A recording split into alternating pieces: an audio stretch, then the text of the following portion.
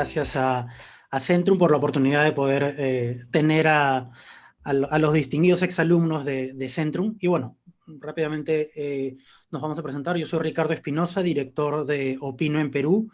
Luego vamos a tener a Pedro Mateos, que es director de Innovación y Agilidad, y a Tommaso Canonici, que es uno de los fundadores y gerente general de Opino también. Bueno, les cuento rápidamente, ahí ya lo comentó Ivette.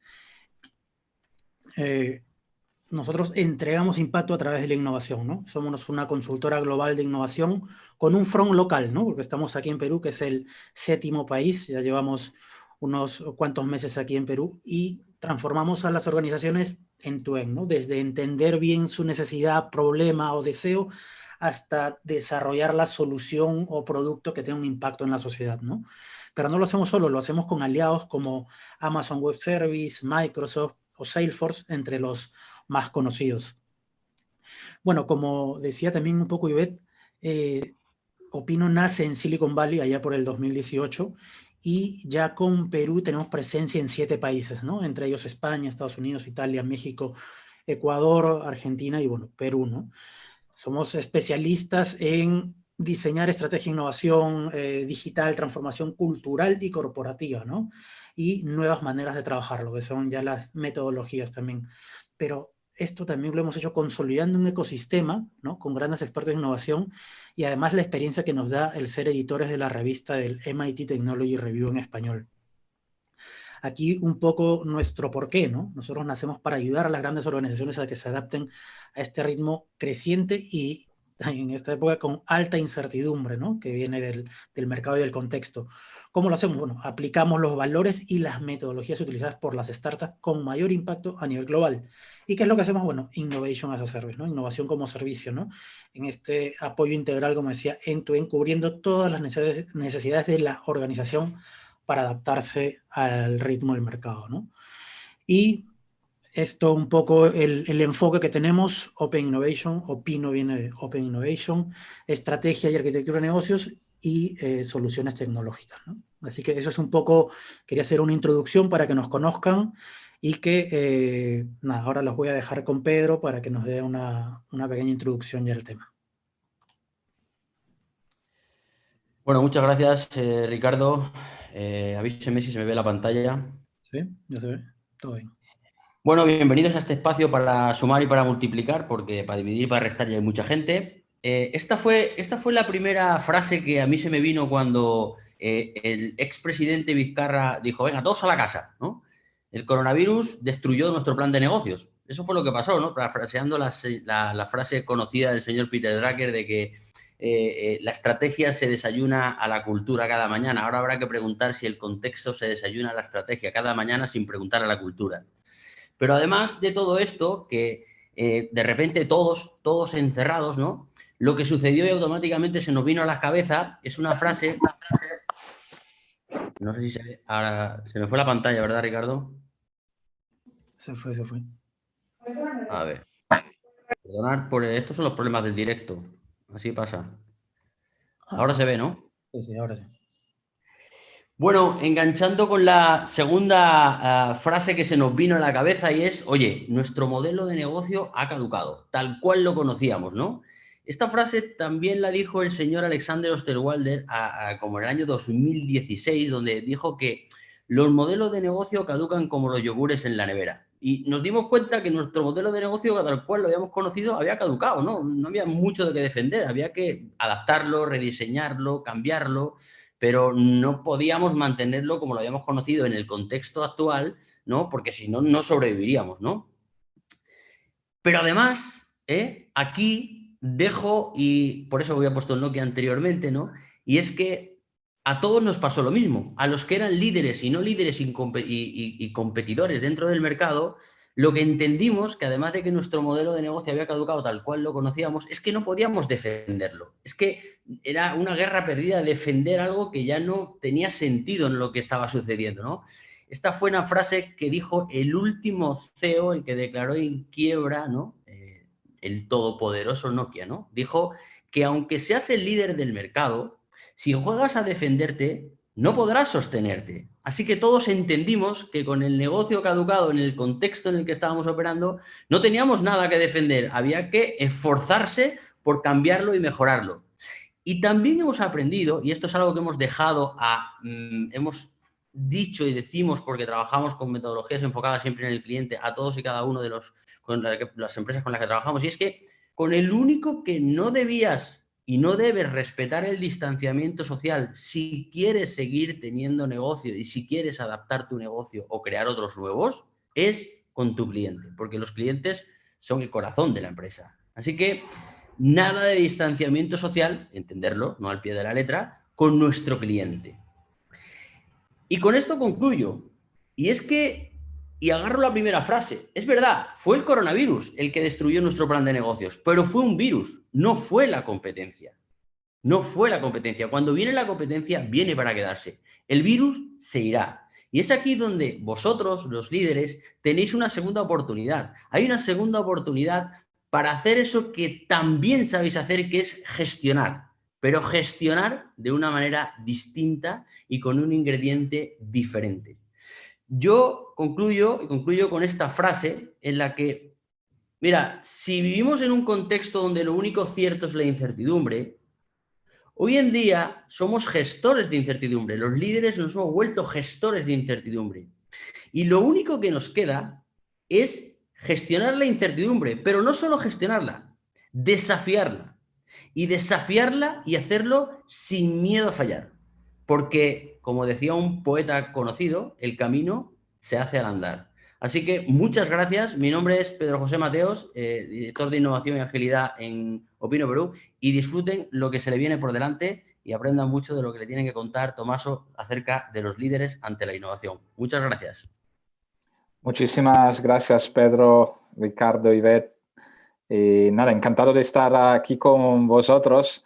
Voy a compartir mi pantalla, si lo consigo. Sí. Aquí estamos. Os vengo a hablar de liderazgo de la innovación. Y bueno, soy Tommaso Canonici, soy director general de Opino y Funding Partner. Y os vengo a contar más bien los aprendizajes de los últimos 2 años. Tuve la suerte de pasar un año entero entrevistando a más de 100 CEOs a lo largo de Europa, Norteamérica, Suramérica, preguntándole qué era para ellos innovar y cómo ellos gestionaban la innovación desde el punto de vista del máximo ejecutivo de la compañía. Y un poco de esto os vengo a hablar hoy. He preparado una charla con 10 consejos de SEO a SEO, porque creo que todos somos SEOs de nuestros proyectos, de nuestras empresas, de nuestras familias, de nuestros, pequeños negocios o grandes negocios. Voy a empezar mi charla con una historia. Todos conocéis el Space Shuttle. Posiblemente es el emblema de la alta tecnología hoy en día. Nunca hemos tenido una máquina que nos permitiera llegar tan lejos. Hay varias versiones del Space Shuttle. La única cosa que nunca cambia entre una versión y otra son los motores laterales.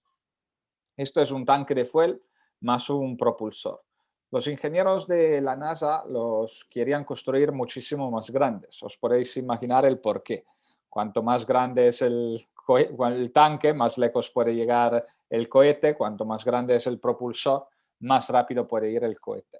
¿Sabéis por qué los motores del Space Shuttle tienen estas dimensiones?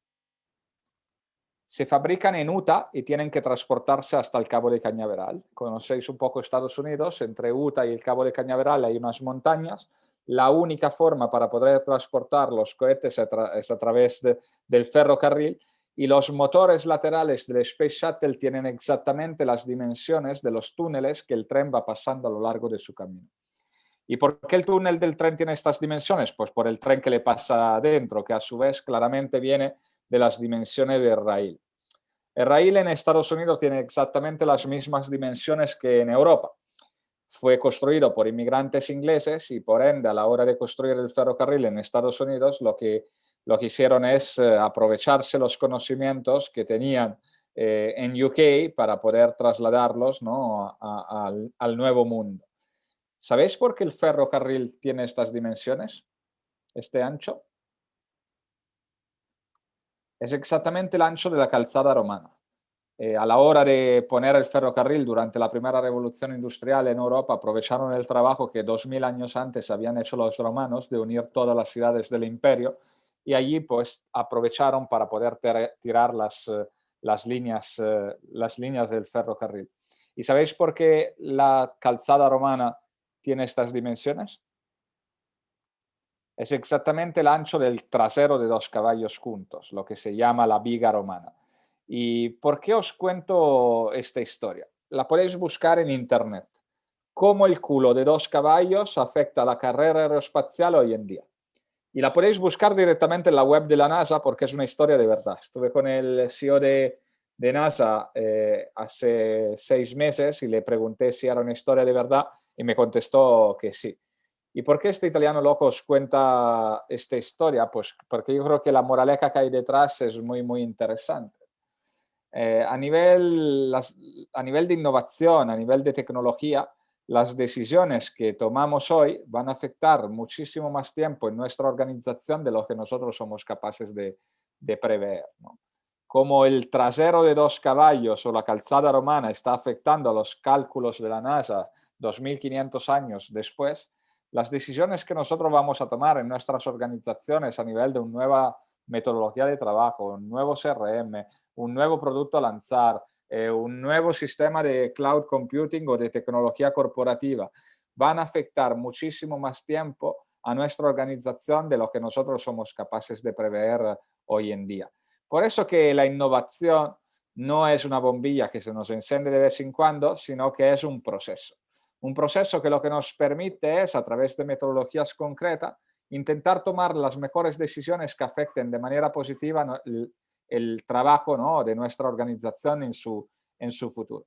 Y de esto venimos a hablar, ¿no? Como he dicho, escribí junto con Antonio Núñez, un gurú de liderazgo, el libro, que luego lo pondré a disposición en PDF de quien quiera, donde hemos analizado, ¿no?, cuáles eran las claves, ¿no?, de liderazgo innovador que tenía la alta dirección para poder liderar grandes procesos de transformación empresarial.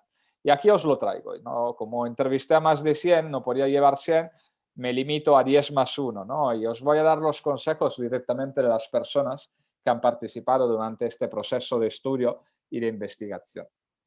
Marietta Jiménez, presidenta y directora general de Merck en España. El entorno en constante cambio en el que operamos nos exige movernos con rapidez y de manera ágil. ¿Cuál es el entorno en que estamos viviendo en estos momentos? Yo creo que esta gráfica lo resume de manera muy sintética lo que está ocurriendo en el planeta hoy en día, ¿no? Lo que veis aquí es una gráfica logarítmica, es decir, el tiempo en ambos ejes se incrementa de manera exponencial, 10, 100, 1000, 10.000, 10 a la cuarta, etcétera, etcétera. Lo que veis aquí, los puntitos blancos que veis a lo largo de esta recta, son los que 8 de los economistas más renombrados del mundo han identificado como los grandes cambios que han radicalmente cambiado la manera en cómo vivimos en este planeta. Desde que nace la vida, nos levantamos de pie, aprendemos a cultivar, la revolución industrial, etcétera, etcétera. ¿Qué os llama la atención de esta imagen? Hay un tema que, bueno, se ve a primera vista, ¿no? Como veis, estos puntitos son equidistantes, más o menos, ¿no? Luego hay sus diferencias. Y claro, si esto lo pensamos que es una gráfica logarítmica, esto lo que significa es que tuvieron que pasar millones y millones de años entre que nace la vida y que el hombre se levanta de pie, miles y miles de años entre que el hombre se levanta de pie y la agricultura, cientos y cientos de años entre la agricultura y la revolución industrial, decenas y decenas de años entre la revolución industrial y la revolución digital. El tiempo entre un hito y otro se está cortando de manera exponencial. Los grandes cambios que radicalmente, prácticamente cambian la manera en cómo vivimos en este planeta están pasando, ¿no?, con siempre más frecuencia y siempre más rápido. Como decía Pedro, lo único cierto es la incertidumbre, ¿no? Hay otra cosa que es menos intuitiva, pero que es asombrosa, que como veis, la curva pasa de 100. Los futurólogos ahora lo que nos dicen es que estos grandes cambios que radicalmente cambian la manera en cómo vivimos en el planeta están pasando con una frecuencia superior a los 80 años. ¿Y por qué es algo asombroso? Porque si todos los que estamos aquí tenemos una esperanza de vida media de unos 85 años y además nuestros hijos un poquito más, nuestros nietos un poquito más, esto significa que a partir de ahora todas las generaciones que vendrán van a vivir un gran cambio en sus vidas, tan grande como que el hombre se levanta de pie o como que aprendamos a cultivar o como la revolución industrial. No solo esto, sino que no vamos a ser la primera generación que va a parar este ritmo. Entonces, lo que pasa cada 80, mañana será cada 40, cada 20, cada 10. Entonces, las preguntas que nos hacemos los empresarios son siempre más complejas. Pensad al director general de una empresa de infraestructura, no sé, SACIR, ACS,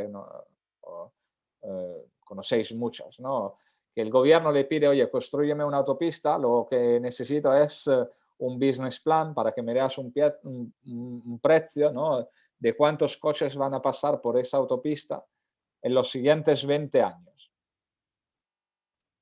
¿Vosotros pensáis que hay algún iluminado en alguna de esta empresa que sepa contestar a la pregunta de cuántos coches van a pasar por la autopista en el año 20?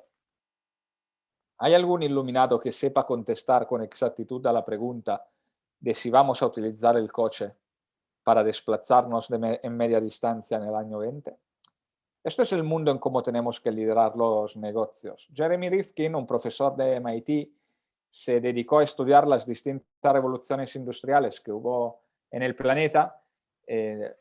No son muchas, son dos, aunque los alemanes hablan de cuarta revolución industrial, todavía la tercera no está en los libros de historia.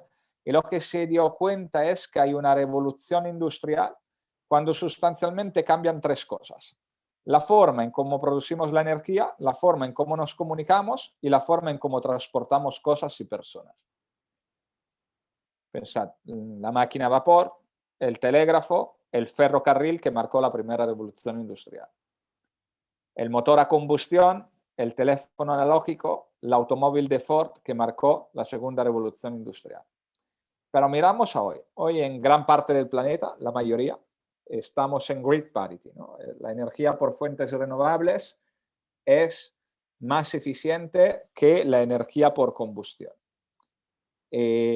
Prácticamente ya nuestros routers no hacen ruido, igual muchos de vosotros ni lo han conocido, el router que hacía ruido. El 99% de las comunicaciones que no sean verbales, ¿no? Son a través de datos, a través de unos y de cero, no a través de ondas. Ya el teléfono analógico ha sido superado y estamos en la era digital. Ya estamos viendo en Estados Unidos, en China, en Europa, en muchas grandes ciudades de Latinoamérica, los primeros aviones no tripulados, los primeros barcos no tripulados. Estamos ya prácticamente revolucionando, ¿no? Todo lo que es el mundo del transporte. ¿Qué os quiero transmitir con esto? Que estamos en plena tercera revolución industrial. Y si hay algo que nos enseña la historia es que cada vez que acontece una revolución industrial, se destruyen una cantidad enorme de tipologías de trabajo y tipologías de empresa para crear muchísimas más, pero con el tiempo, nuevas. Está en nosotros elegir, tanto como empresas como profesionales, en qué lado está. No, pero sobre todo, si estamos del lado de lo que no tiene cabida en el futuro, tenemos que ponernos las pilas para reinventarnos, para innovar, para poder pasar del otro lado lo antes posible. Como decía Sergio Marchionne, el anterior presidente de Fiat, que nos dejó hace 2 años por una grave enfermedad, para mí el mejor manager del mundo de la automoción después de Henry Ford, prácticamente la única ventaja competitiva sostenible en el tiempo por parte de una empresa es su capacidad de adaptación, su agilidad. Nada más puede perdurar en el tiempo, ¿no? Como lo único cierto es la incertidumbre, pues lo único cierto que puede perdurar en el tiempo, que nos puede generar una ventaja competitiva, es nuestra capacidad de adaptación y nuestra agilidad. Tobias Martínez, CEO de Cellnex Telecom, la empresa de España de mayor crecimiento de los últimos 5 años. Hasta donde te sea posible, inspira en tu organización una actitud de emprendimiento. Se predice que en los próximos 10 años el 40% de las 500 compañías más grandes del mundo va a dejar de existir. La esperanza de vida media de una compañía listada en el Standard & Poor's 500 pasó de ser 67 años en 1920 a ser 15 años hoy en día. Entonces os hago la pregunta, ¿cuántas de vuestras empresas tienen más de 15 años? ¿Cuántas de las mayores empresas del Perú tienen más de 15 años? Y luego haceros otra pregunta, ¿no? de cómo vamos a sobrevivir los siguientes años. Tenemos que reinventar prácticamente el 90% de nuestra economía. Da igual cuál sea tu modelo de negocio, da igual lo rentable que eres en este momento, tu business model tiene fecha de caducidad. Este es el bote de Toys R Us, ¿no? 30/9/2018. Lo más curioso es verse la entrevista que le hacen al CEO cuando declara la quiebra. Dice, el gobierno americano tiene que intervenir, las empresas tecnológicas, el comercio electrónico, porque si no, muchas más empresas como la nuestra cerrará y se destruirá un montón de empleo. Digo, ¿serás cabrón? Tú que hace 20 años mandaste a la quiebra miles y miles de tiendas de juguetes por todo el mundo, miles de familias que vivían de estos negocios familiares con un modelo agresivo en coste, de dumping en muchas ocasiones, ahora vienes y pretendes que alguien te defiende.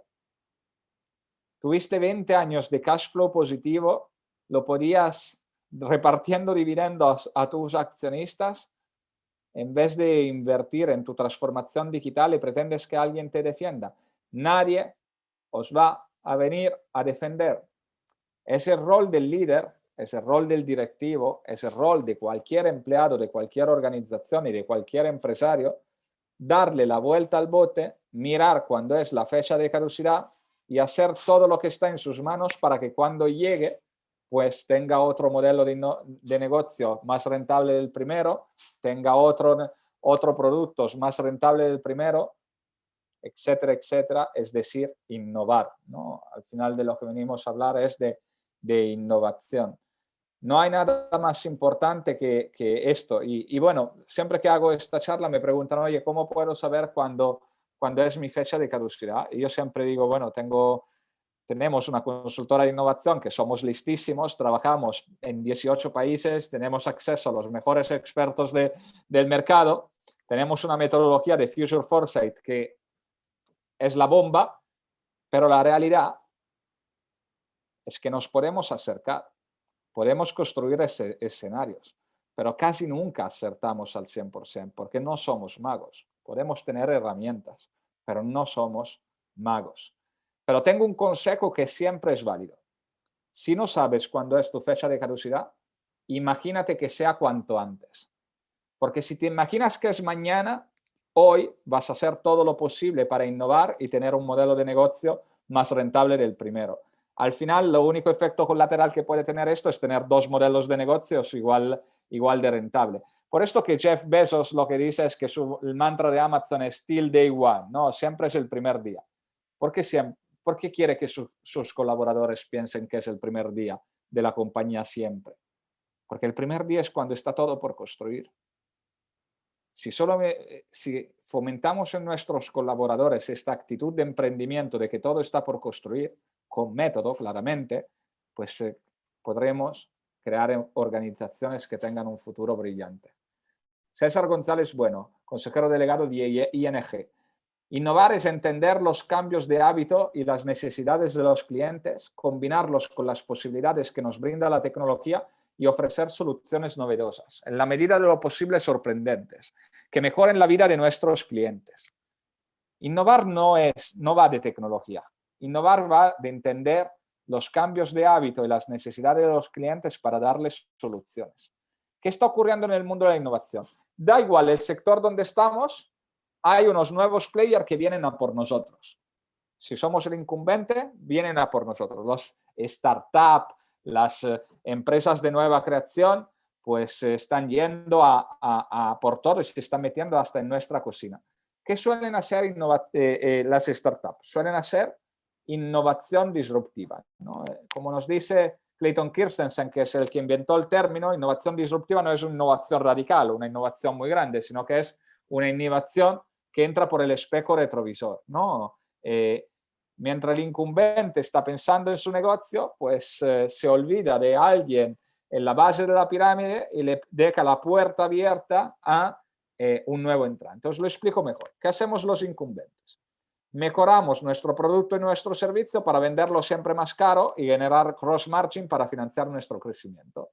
Una telco, 5 gigas, 10 gigas, 20 gigas, 40 gigas más el fútbol, 50 gigas más el fútbol, más la alarma de tu casa, y cada vez $10 más el paquete de servicios. Y además no lo puedes ni desagregar, ¿no? En muchos casos. Aquí está mi mamá, que hace poco aprendió a mandar SMS y llama al call center de Telecom Italia. Es italiana, mi mamá, bueno, yo también soy italiano, y no le atienden ni el teléfono porque esta señora no me va a hacer perder un montón de tiempo, no gasta nada, no compra nada, es un cliente en pérdida, quiero que se vaya. Claro, esta es la panacea para el emprendedor, ¿no? Un cliente que quiere productos menos performantes y que además está insatisfecho con el servicio que tiene. Aquí nace Skype. Al principio se caía, se veía pixelado, no lo usabas para llamar a clientes porque a ver si funciona, a ver si no funciona, el internet iba muy lento, se caía, etcétera, etcétera. Pero luego esta trayectoria es solo cuestión de tiempo y de dinero. Hoy Skype es el servicio de telefonía más utilizado para corporate y para llamadas internacionales. El segmento de cliente más rentable para una telco de hace 20 años. Y os puedo dar miles de ejemplos de esto, ¿no?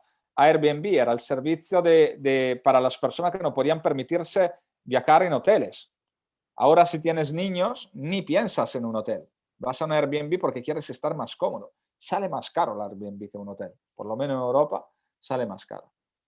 O Uber era el servicio de taxi para las personas que no podían permitirse un taxi de verdad, ¿no? Hoy es el servicio de lujo. Más seguro, más limpio, etcétera, etcétera. Muchas veces somos nosotros en abrir la puerta a nuestros competidores simplemente por descuidar una parte de nuestros clientes. Pero esto es un sándwich, ¿no? El objetivo es no ser el bacon. Entonces, si las startups son el pan de abajo, hay un pan de arriba que es el que aplasta. ¿Y cuáles son el pan de arriba que aplasta? Pues las grandes empresas tecnológicas que tienen una obligación legal que es crecer, tienen un 90% de cuota de mercado en su sector, búsqueda en Internet. Entonces el SEO que dice, pues oye, tengo que crecer sí o sí, ¿qué voy? ¿A por el 91% de cuota de mercado? ¿O voy a ver qué otros sectores ganan dinero, son poco transformados y voy a por ellos? Pues la respuesta es obvia, voy a por otros sectores. Y claro, cuando estos van acostumbrados al 80% de cuota de mercado. Van con talento, van con dinero, van con metodologías de innovación, van con intraemprendedores dentro de sus empresas. Tienen recursos, no solo materiales, sobre todo inmateriales. Y claramente es muy difícil competir con ellos si no hacemos ahora lo que debemos hacer, que es preparar las compañías para el mañana. Por ejemplo, esta Alibaba con la industria financiera. Crea Alipay en el 2004, medio de pago más utilizado al mundo en este momento. En el 2011 crea Ant Financial, su propio banco, servicios bancarios avanzados. En el 2016, cuando hizo la IPO, la salida a bolsa, Ant Financial fue valorado $100 billones. ¿Sabéis cuánto valía el banco más grande de Europa, el Banco Santander, en ese mismo año? $80 billones. Lo único que el Santander tardó 180 años en valer esto. Ellos lo hicieron en 4 años. Esto es el pan de arriba. O innovamos o morimos. Inés Juste, la presidenta del Grupo Juste, una farmacéutica. La innovación ha de formar parte de la agenda del Consejo. ¿Por qué la innovación ha de formar parte del máximo órgano de decisión de una compañía? Porque la innovación es por el bien de los accionistas. El Consejo sirve para velar por el bien de los accionistas. Entonces, este artículo de Harvard creo que ilumina sobre la importancia estratégica de la innovación. Os invito a leer cómo cambia la estrategia en épocas de capitales abundantes. Hicimos bien el trabajo de ROI, hemos generado muchísima liquidez en el mundo y por ende el coste del dinero, ¿no? del dinero está bajando exponencialmente. Si miramos aquí es el coste de adquisición de capital por parte de una empresa, esto en Estados Unidos, sea en deuda, sea en equity, ¿no? La media es más o menos esto. Ahora estamos aún por debajo. Este estudio de Harvard lo que compara es con más de 2.000 empresas, cómo cambia el valor intrínseco de una compañía, es decir, el valor bursátil, es decir, el valor de venta de una empresa, lo que le interesa, suele interesar a los accionistas, ¿no? Porque al final es parte, ¿no? de su retribución, el poder comprar y vender acciones. En base a si genera un 1% más de EBITDA por eficiencia operativa o un 1% más de EBITDA por crecimiento, es decir, algo nuevo, es decir, innovación. Cuando el coste de capital es alto, invertir en eficiencia, pues es rentable, ¿no? Una media del 6% revaloriza la empresa. Invertir en innovación hasta puede ser perjudicial. ¿Por qué? Porque el inversor dice, oye, señores, yo quiero estar en empresas muy seguras, que saben a lo que se dedican, que hacen bien lo que sé, porque mi dinero vale mucho y no quiero empresas que se arriesgan. A ver si se meten en un país donde no tengo que estar o si lanzan un producto que no tienen que lanzar y que va a dar una rentabilidad menor del 15%. Fenomenal, hace 20 años. Mirad ahora cuando el coste de capital es bajo. Invertir en eficiencia sigue siendo rentable, pero invertir en innovación es 5 veces más rentable. Esto explica por qué una compañía como Tesla vale como las 5 fabricantes más grandes del mundo de coches juntos. Esto explica por qué si miras las 5 compañías más capitalizadas del mundo, son 5 compañías altamente digitales, altamente innovadoras. ¿Sabéis dónde está el problema? Es que la mayoría de los comités de dirección de las empresas hicieron su MBA aquí hace 15 años. Entonces le dijeron eficiencia operativa, foco, foco, foco, foco, foco, foco, pero no le han dicho que el mundo ha cambiado, ¿no? Que ahora lo que hay que hacer es construir empresas que realmente pongan a trabajar el capital. Por eso que hoy en día 8 de cada 10 proyectos de una compañía son de eficiencia operativa y solo 2 son de crecimiento e innovación. Estamos destruyendo valor para nuestros accionistas. Más aún en periodos como lo que estamos viviendo, donde la innovación es clave, porque hemos prácticamente a nivel de transformación digital, en 3 meses de lockdown, hemos hecho lo que se preveía hacer en 10 años, pensad el comercio electrónico, pero sobre todo los datos históricos nos dicen que las compañías que más invierten en innovación en periodo de crisis, como por ejemplo 2008-2009, son las que generan mayor retorno de largo plazo para su organización. Es decir, que es ahora el momento de transformar nuestra organización y de poner recursos a hacer cosas nuevas. No es el momento de tener miedo. El que sobrevive es el que mejor se adapta, no el más fuerte. José Ignacio Gorigolzarri, presidente de Caixa. El CEO como tomador único de decisiones es ineficaz y hasta peligroso. Las grandes empresas en este momento somos como este mamut, ¿no? Nos sentimos fuertes, nos sentimos poderosos, no tenemos depredadores naturales, pero cada día nos cuesta más encontrar comida. Cada día hace un poco más de frío. ¿Sabéis cuántos mamuts quedan en el planeta? Ninguno. Entonces, bueno, hay que ponerse las pilas. Y claro, en estas situaciones de altísima incertidumbre, todos los que somos líderes, yo he entrevistado a 100 CEOs, pero son personas, todos somos personas. Y tenemos una glándula aquí que se llama amígdala, que es la glándula del miedo, que cuando estamos enfrente a lo desconocido nos hace mucho más conservador que frente a lo conocido. Y claro, en un momento donde necesitamos atrevimiento, nuestro organismo nos hace mucho más conservadores, ¿no? Y esto es un problema. Y esto es natural, ¿eh? Esto, por ejemplo, es un ejemplo. Sube de Google la primera vez que sube en el coche autónomo. Él sabe perfectamente que este coche es mucho más seguro que el coche conducido por él mismo, por su pareja o por sus amigos y que no va a tener un accidente en su vida. Mirad lo que ocurre cuando se sube por primera vez. El efecto amigo. Oh my goodness. Go is the right word. Holy shit. Holy shit. There's no fucking hands on that wheel. Oh my god. What?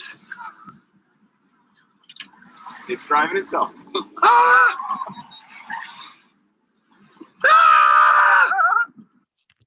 Bueno, este es el efecto. Y claro, como no podemos dedicarnos a extirpar las amígdalas de todos los líderes, de todas las organizaciones, la única manera para construir empresas innovadoras y superar este efecto es cambiando la manera en cómo tomamos decisiones. Kodak, el equipo de I+D+I de Kodak inventó la cámara digital, la presenta al CEO, el CEO le dice esconderla en un cajón, no la patentéis porque puede ser perjudicial darlo a conocer, que a nosotros nos dedicamos a fabricar carretes. Cualquiera de nosotros hubiera tomado la misma decisión. ¿Cómo voy a poner en peligro toda una organización por un invento de 4 frikis? ¿Cómo voy a hacer esto? Pues, ¿qué hace General Electric para suplir a este efecto, ¿no? Amígdala y de miedo? Pues no es el CEO que toma la decisión, sino que cada proyecto de innovación viene votado por los 500 top directivos de la organización de manera anónima. Y claro, si yo de manera anónima veo esta cámara digital, digo, bueno, nadie va a saber lo que voto, pero mira, tiene buena pinta porque la verdad lo de cambiar el carrete es bastante incómodo y me encantaría tener un dispositivo que no tenga que cambiar el carrete y que funcione igual. Votaría darle dinero a estos 4 frikis. Entonces, lo que tenemos que realmente entender es que las organizaciones necesitamos también cambiar la manera en cómo tomemos decisiones para implementar metodologías ágiles que permitan también distribuir las decisiones a toda la organización. Tenemos que entender que no tenemos que ser mamuts, sino que tenemos que ser cucarachas. Esto en San Francisco nació el movimiento hace 5 años de las Coconut Startup, ¿no? Las startup cucaracha, porque las cucarachas tienen todos los atributos que le permiten a una empresa competir en este momento. La agilidad, se reproduce en ausencia de alimento, es un animal que, aunque no lo sepáis, pues no tiene un líder de manada, sino que toma decisiones en grupo, se mueve en grupo, pero no hay ningún líder, vas cambiando los liderazgos, es tenaz. Entonces, bueno, os invito a todos a pensar en cómo hacéis de vuestras empresas una cucaracha, ¿no? José Bogas, consejero delegado de Enel. La tecnología es seguramente lo más fácil. Esto es como construyeron el primer tren cuando se inventó la locomotora, la última tecnología disponible pegada al carromato de toda la vida, ¿no? El de 7 caballos. ¿Qué nos llama la atención de este invento? Pues que los de aquí arriba, a los 10 minutos de viajes, entre mosquitos y humos que se van comiendo, morirían. A la velocidad de una locomotora, este carromato, con la rueda tan cerca, la primera curva, pues claramente sufriría un accidente. Esto es un poco lo que pensamos las compañías en estos momentos, ¿no? Esto va de pegarle blockchain, inteligencia artificial y cloud computing a lo que tengo. ¿Y sabéis cuál es el resultado de hacer esta estrategia? Lo mismo que este carromato con esta locomotora. Nos vamos a estrellar. Tenemos que entender la transformación de nuestro negocio de manera holística, pero sobre todo nuestro carromato son nuestras personas. No podemos transformarnos digitalmente si no transformamos a nuestros equipos de trabajo. Francisla Cremares, la directora general de Google para España y Portugal. Las culturas corporativas no son estáticas, evolucionan con el tiempo y por lo tanto soy de las que piensa que es posible cambiarlas. ¿Cómo se cambia la cultura corporativa? Bueno, nosotros tenemos nuestro propio framework en Opino, que es necesitamos hacer que las personas quieran transformarse, sepan transformarse y puedan transformarse. Esto no va de charlas de Agile, de Design Thinking a punta pala. Esto hay que entender el proceso completo. Necesito mecanismos que hagan que las personas quieran moverse. Incentivo, gamificación, comunicación. Luego, claramente, necesito las clases de Agile, de Design Thinking, de Lean Startup. Y luego, lo último es la parte de poder. Necesito tocar las estructuras empresariales para que realmente los innovadores puedan desempeñar su trabajo. Necesito escalar la innovación y hacer escalar toda la estructura organizativa para poder hacer que las personas que innoven tengan cabida. Y esto claramente no es obvio. Karina Spilska, la presidenta de Adigital, la patronal de todas las empresas digitales de España. En esta nueva realidad no paran de aparecer cosas nuevas. Y es el propósito y el sentido común el que le permitirá al SEO filtrar lo que vale y lo que no vale. ¿Qué tenemos que hacer como líderes hoy? Para mí, 4 cosas. Lo primero, elegir los grandes retos. Setear la visión de nuestra organización y ver cuáles son los retos para llegar hasta allí. Esto no va de dispararle a todo. Innovar no va de dispararle a todo. Simplemente innovar va de elegir muy bien las balas que disparamos para centrada, ¿no?, en los retos que nos permiten avanzar. Siguiente cosa, como líderes necesitamos de pasar de liderar el cómo a liderar el qué. Da igual lo listos que seamos. Da igual los máster que tengamos, la experiencia que tengamos. En un mundo tan tecnológico y tan técnico como el actual, saber de todo es imposible y hasta perjudicial. Como líderes tenemos que setear a donde queremos llegar y luego rodearnos de los mejores equipos, los mejores proveedores, las mejores consultoras que nos permitan, ¿no?, llegar hasta donde queremos llegar. Si pensamos saber de todo, vamos a tener muchos problemas.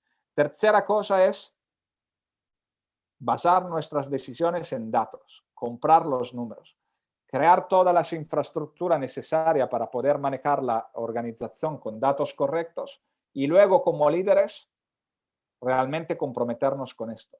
Podemos estar equivocados, podemos tener una mala intuición. Lo único que cuenta son los datos.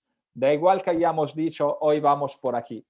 Si los datos dicen que no es el camino correcto, habrá que volver atrás y decir, me he equivocado, tenemos que ir por allí. Y esto no es fácil, porque hay que destruir el ego de prácticamente todo nuestro equipo directivo. Y cuarto y último es que también innovar sería muy hipócrita en pensar que salga gratis, ¿no? Las metodologías de innovación lo que nos permiten es identificar el fracaso cuanto antes. No nos permiten garantizar el éxito. Pero bueno, esto es una gran ventaja. Matar proyectos cuanto antes es una gran ventaja. Pero antes o después, cuando tengo los datos, tendré que invertir, ¿no? Cuando Facebook se compró Instagram y WhatsApp, se gastó el 20% de su capitalización bursátil en 2 empresas que sumaban entre sí 100 empleados. ¿Vosotros os imagináis Petroperú gastándose el 20% de su capitalización bursátil en 2 empresas de 100 empleados? No, ¿verdad? ¿Os imagináis lo que sería Facebook hoy en día sin WhatsApp y sin Instagram? Un zombie digital. Entonces, de vez en cuando también tenemos que apostar. Iñaki Arreño, CEO del grupo Bupa, Sanitas. Es crucial crear un destino al que ir y facilitar el camino para llegar a él. Es necesario dar ejemplo, establecer un plan y asegurarte que todo el mundo se suba al mismo. ¿Qué es una empresa innovadora? Para nosotros, y así hemos construido los servicios de Opino, una empresa innovadora tiene 4 características fundamentales, que son: la primera es que una empresa innovadora se entera de lo que ocurre antes de los demás y trabaja en ecosistema, Open Innovation. Por eso somos editores de la revista de MIT, porque esto lo que nos ha permitido es crear la mayor comunidad de innovación hispanohablante del mundo. Y todo esto lo ponemos en contacto, ¿no?, con las personas que necesitan entender lo que está ocurriendo y sobre todo saber con quién trabajar, ¿no? Las startups a involucrar en nuestro negocio, etcétera, etcétera. Siguiente característica de una empresa innovadora es que una empresa innovadora está obsesionada por sus clientes. Una design thinking company, ¿no? Pues hay que aplicar metodología human-centric para el diseño de nuevos productos, nuevos servicios y nuevas experiencias de clientes. Tercera característica de una empresa innovadora es la agilidad. Una empresa innovadora reduce drásticamente el time to market. Por ende, tenemos que implementar metodologías ágiles en nuestras empresas para poder tener equipos de trabajos que vayan más rápidos y más centrados en los clientes. Y por otro lado, tenemos que crear la infraestructura tecnológica, el cloud computing y tal, que nos permite que la tecnología sea un habilitador rápido de todo lo que hacemos. Cuarta y última característica es que en una empresa innovadora todo el mundo innova. La innovación es parte del mindset de la organización, no es un departamento aislado. Hay que transformar la cultura de nuestra organización para que todo el mundo quiera innovar, sepa innovar y pueda innovar. Pedro Miró, consejero delegado de CEPSA. Para cambiar e innovar hace falta entusiasmar a la gente y que todos vengamos aquí con ganas. Crear un club de entusiastas. Al final estos líderes innovadores, ¿no?, que necesitamos para las organizaciones son como astronautas, ¿no? Ambiciosos, visionarios, exploradores. Además el astronauta es el único, ¿no?, que ve la Tierra desde una perspectiva global. Y aunque los astronautas parecen estar allí solos, ¿no?, desconectados de todo el mundo, al final un astronauta está en perenne contacto con sus equipos. Le miden hasta las veces que hace pipí. Pero sobre todo, necesitan de sus equipos para volver a tierra. Os voy a dejar con una frase que para mí como italiano y que seguramente también vosotros, alguno de vosotros tendrá descendencia italiana porque hemos sido un país que ha tenido muchas crisis y hemos tenido que salir masivamente. Y es la frase de un inmigrante autónomo de Italia que salió del hambre del posguerra para irse a Estados Unidos en búsqueda de suerte como 20 millones de italianos más. Salí hacia Estados Unidos pensando que cuando iba a llegar me iba a encontrar carreteras de oro. Cuando llegué, no solo me di cuenta que las carreteras no eran de oro, sino que me estaban esperando a mí para construirlas. En el mundo de la innovación es muy parecido. Todo el mundo piensa que es un mundo hiper divertido, de friki, de post-it, de reuniones de creatividad, de brainstorming, pero realmente no hay innovación sin delivery. Así que os invito a todos a ser estos obreros italianos de vuestras organizaciones que construyan las carreteras del futuro de vuestras empresas. Muchísimas gracias. Y ahora pues tenemos unos 10 minutitos para preguntas.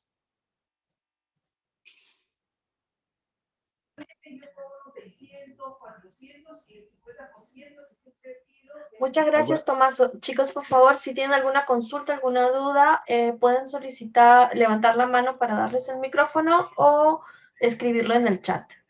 Ah, perdona que no veo el chat. Voy a ver el chat.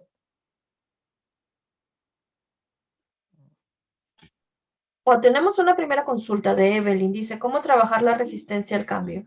Esa es complicada. Poniendo muy bien los incentivos. La resistencia al cambio es la parte del querer, ¿no?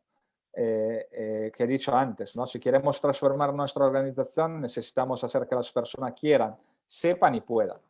La resistencia al cambio, si tenemos resistencia al cambio, es que no hemos trabajado muy bien el querer. Ojo, si la resistencia al cambio es de 2 personas, allí sabéis cuál es la solución. Pero si es compartir en toda la organización, es que no estamos realmente haciendo un proceso de transformación de manera holística. No hemos puesto bien los incentivos, no lo hemos comunicado bien, no hemos construido un buen relato de la transformación, por ende no nos lo han comprado la mayoría de los equipos. No hemos creado la estructura empresarial correcta. Si tenemos resistencia al cambio muy grande, es que posiblemente no hemos hecho bien los deberes de entender el proceso de transformación no como un látigo, ¿no? Aquí se hace lo que yo digo, sino que un proceso holístico que nos tienen que acompañar nuestros equipos, ¿no? Entonces que tenemos que cuidar muchísimo. Luego es verdad que hay organizaciones donde pues hay unas personas que da igual lo que hagas, se resisten. Pues esta es la única solución que yo conozco, es apartarla de sitios donde puedan bloquear el cambio. Hay algunos que son mucho más radicales que yo, ¿no? Que es apartarlas y punto, pero no quiero ser tan radical, pero a veces moverlas simplemente donde pues oye, no puedan ocupar resistencia es fundamental. Aparte de la flexibilidad, ¿qué consejo dan a los emprendedores para afrontar la pandemia en curso? Pues depende mucho del sector a donde te encuentras, Jessica. Está claro que el momento es complicado, ¿no? Creo que todo lo hemos pasado muy mal. Afortunadamente, por ejemplo, yo ahora resido en Madrid, viví casi 6 meses en Perú, pero ya hace muchos años, y la situación es muy, muy complicada. Aquí, afortunadamente, en Madrid se está saliendo poco a poco con las vacunas y pronto también el Perú y toda América Latina saldrá poco a poco. Como emprendedores tenemos que tener claro que el que tendrá éxito no es el que mejor gestiona esta crisis, sino el que mejor sepa aprovechar las oportunidades que nos deja el mañana. Entonces, pues os invito a ser muy optimista. El optimismo se contagia, ¿no?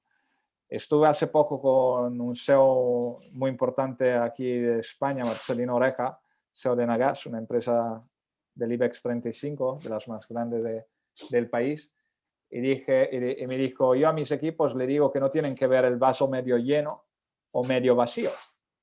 Lo único que tienen que hacer es ir a por agua. Y la verdad que tiene razón. No tenemos que estar parándonos en mirar si el vaso está medio lleno o medio vacío, sino lo que tenemos que hacer es ir a por agua. Y creo que todos los emprendedores, me incluyo entre ellos, pues tenemos que ir a por agua en este momento, lucharlo hasta el final. ¿Cómo ve un poco el futuro del Banco Santander? Oh, espera, no, me salté una, ¿no? ¿Qué herramientas podría usar para escoger las grandes apuestas? Pues tenemos que utilizar metodologías de innovación, primero design thinking para ver realmente las necesidades del mercado, lean startup para validar que estas necesidades de mercado son realmente interesantes como negocio, y una vez que tengo los datos, apostar en Agile, ¿no? Iterativamente, de manera iterativa e incremental, para construir los productos midiendo en continuación los resultados de los mismos. Es decir, que hay que apostar poco a poco, ¿no? En un proceso, ¿no? De stage, ¿no? Dentro del funnel de innovación, que vaya poco a poco. ¿Cómo ve el futuro del Banco Santander? Lo veo muy próspero. Además, el Banco Santander es uno de nuestros mayores clientes. Trabajamos mucho con el equipo de digital, con el equipo de chat. Y dependiendo también del país, ¿no? El Banco Santander, como cualquier gran organización, tiene distintas geografías. Brasil es un ejemplo a seguir. Banco Santander en el Perú, desafortunadamente, todavía no lo conozco, pero es una empresa que está innovando al mismo tiempo que pues, el sector financiero es un sector muy afectado por los nuevos entrantes y por las Big Tech, ¿no? Por ende, pues no va a ser fácil, pero no por el Banco Santander, sino que para el sector, pero dentro del sector, el Banco Santander me parece una empresa que tiene todas las papeletas para seguir en su posición de liderazgo. ¿Qué competencias más importantes debería tener un profesional para liderar la innovación? Humildad, primero de todo. Espíritu de equipo, capacidad de delegación en los equipos, visión de futuro y visión de largo plazo, y curiosidad. Muchísima curiosidad. Esta para mí son las 5 grandes competencias que cualquier líder que quiere empujar una transformación tiene que tener, aparte la obvia, pero entiendo yo que si ya eres líder, pues ya la tienes, como la capacidad de comunicación, leadership y tal, que claramente la doy por hecha y que son fundamentales para cualquier proceso, no solo para la innovación.